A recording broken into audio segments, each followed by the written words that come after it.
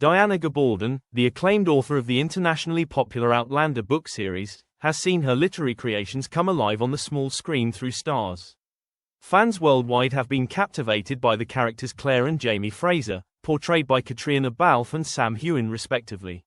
The 73-year-old award-winning writer has been a fervent supporter of the historical romance's TV adaptation, but few are aware that the story nearly didn't see the light of day. In addition to carving out her own successful career, Gabaldon has also played a pivotal role in catapulting lead actors Balfe and Heughan to stardom.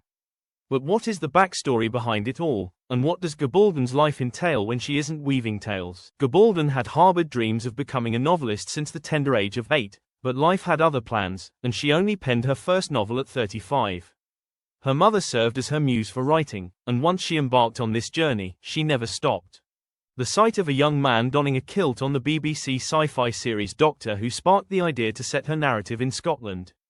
As a researcher without the means to undertake an overseas trip to authenticate her setting, she opted for historical fiction as the most practical genre for her debut novel, reports the Daily Record. This choice allowed her to gather all necessary historical information from books. Reflecting on her work, she observed, "I could see what I had was a fish-out-of-water story, a stranger in a strange land." Before making her mark in the literary realm with the acclaimed Outlander series, Gabaldon cut her teeth on crafting narratives for some of Disney's most endearing characters such as Mickey Mouse, Donald Duck, and Uncle Scrooge.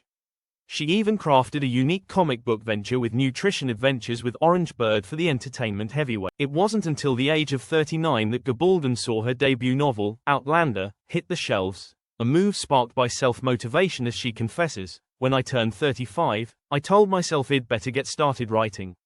Mozart died at 36. Now at age 73, Schuch is renowned not only for her timeless storytelling but also for her devoted night owl writing sessions, churning out roughly 1,000 words into the twilight, from midnight rituals to pre-dawn slumbers, while her husband Doug Watkins takes the helm of morning routines.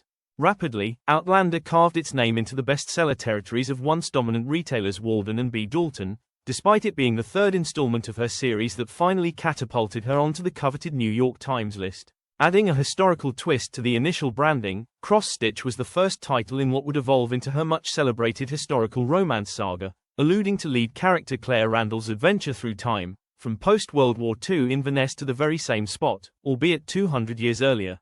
The Outlander series, penned by Gabaldon, faced a rocky start with publisher Delacourt, Random House, nearly axing the collection due to its ambiguous genre classification. "It's kind of like boiling a frog. It was very gradual layers of escalation," Gabaldon revealed. However, the tide turned when Stars adapted the books into a television series, catapulting the series into global popularity.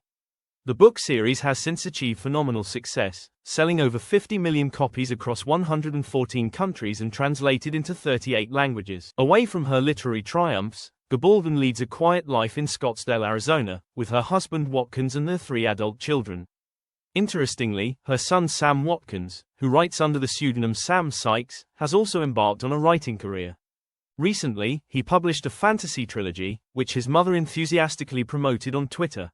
"I really love this cover artist, whose name I forget, but we'll find out. Here's the trilogy, including the new one, 3 Axes to Fall, out December 6th. BTW, Sam's doing a launch event with the Poison Pen, so you can get an autographed book, if you order from him, sick." Gabaldon then unveiled her familial connection to the author, declaring, "These are written by Sam Sykes, a well-known fantasy author, also my son." Sykes, celebrated for her immersive fantasy novels, boasts an illustrious list of works including An Affinity for Steel, the Bring Down Heaven trilogy, Brave Chef Brianna, and the ongoing The Grave of Empires saga. The rapport between her and actor Sam Heughan is nothing short of delightful. She lovingly nicknames him Shoogs, while he affectionately refers to her as Gabs. Although Shoogs in Gaelic might echo the less than glamorous meanings related to fields or anatomy, their friendship was thrust into the limelight with a peck at Ringcon in Germany back in 2015 that set tongues wagging during a Q&A session. Showbiz Cheat Sheet mentioned that fans went wild over the image, compelling Diana to clear the air on Twitter. "We'd just done a successful show and everybody was kissing, hugging everybody on stage," she posted. "Gary kissed me about 10 seconds after that, and Graham kissed me before Sam did."